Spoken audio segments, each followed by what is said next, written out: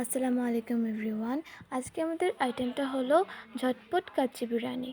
তো এখানে আমি মাটনের মধ্যে আগে থেকে অনেক পরিমাণে সরষের তেল দিয়ে রেখেছিলাম। তো এখানে আরও অ্যাড করলাম।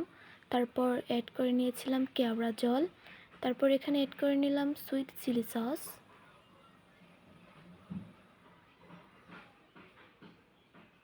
তারপর এখানে আমি অ্যাড করলাম সয়া সস। সব কিছুই পরিমাণ মতো দিয়ে দিচ্ছি। তারপর এখানে হট চিলি সস।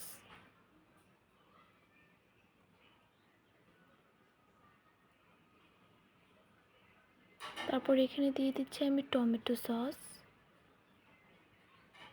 তারপর এখানে পেঁয়াজ এবং রসুন বাটাটা দিয়ে দিলাম। তারপর দিয়ে দিচ্ছি এখানে পরিমাণ মতো আদা বাটা। তারপর পরিমাণ মতো বিরিয়ানির মশলা। এবার সব কিছুকে ভালোভাবে মিক্স করে নিচ্ছি। তারপর এখানে আমি দিয়ে দিলাম টক দই। এটাকে ভালোভাবে মিক্স করে নিলাম। তারপর এখানে আমি দিয়ে দিচ্ছি লেবুর রস পরিমাণ মতো। তারপর আবারও ভালোভাবে মিক্স করে নিলাম। তারপর এখানে আমি দিয়ে দিচ্ছি স্বাদের জন্য আচার। তারপর এটাকে আমি ফ্রিজে 2 ঘন্টার জন্য রেখে দিলাম। 2 ঘন্টা পর এটাকে আমি একটা কড়াইয়ের মধ্যে ঢেলে এটার উপর আগে থেকেই ভেজে নেওয়া পেঁয়াজ বেরেস্তাটা দিয়ে দিচ্ছি এবং আধা ঘন্টার জন্য রেখে দিলাম। তারপর এখানে আমি আরেকটা পাত্রের মধ্যে পরিমাণ মতো সরষের তেল ঢেলে নিচ্ছি।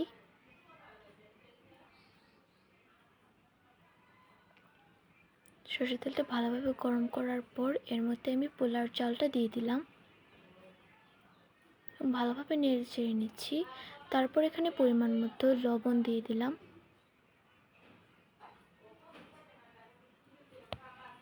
তারপরে এখানে আমি 1 লিটার কুসুম গরম পানি ঢেলে দিচ্ছি। ভালোভাবে নেড়ে চেড়ে নিচ্ছি। তারপর এখানে আমি অ্যাড করলাম পরিমাণ মতো বিরিয়ানির মশলা। তারপর সব কিছু ভালোভাবে মিক্স করে নিলাম এবং এটাকে 10 মিনিটের জন্য ঢাকনা দিয়ে ঢেকে দিচ্ছি। তারপর এখানে আমি মাটনটাকে চেক করছি। তো এখানে আমার মাটনটা প্রায় হয়ে এসেছিল।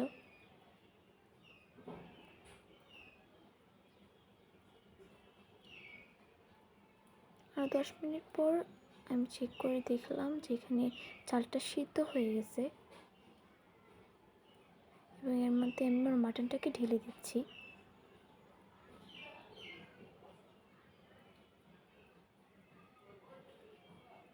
এবং ভালোভাবে মিক্স করে নিচ্ছি পোলাওর চালটাকে আর মাটনটাকে।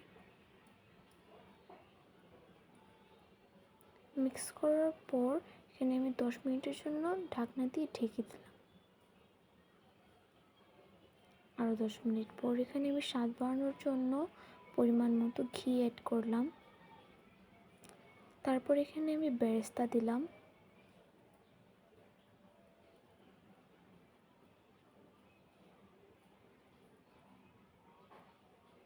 তারপর আবারও এখানে দমে আমি 10 মিনিট রেখে দিলাম। আরও 10 মিনিট পর এখানে আমি আরেকটু স্বাদের জন্য চিনি অ্যাড করলাম। আপনারা ইচ্ছা করলে নাও অ্যাড করতে পারেন এবং গুঁড়া দুধ অ্যাড করলাম। তারপর আমি এখানে সব কিছুকে ভালোভাবে আবারও মিক্স করে নিচ্ছি।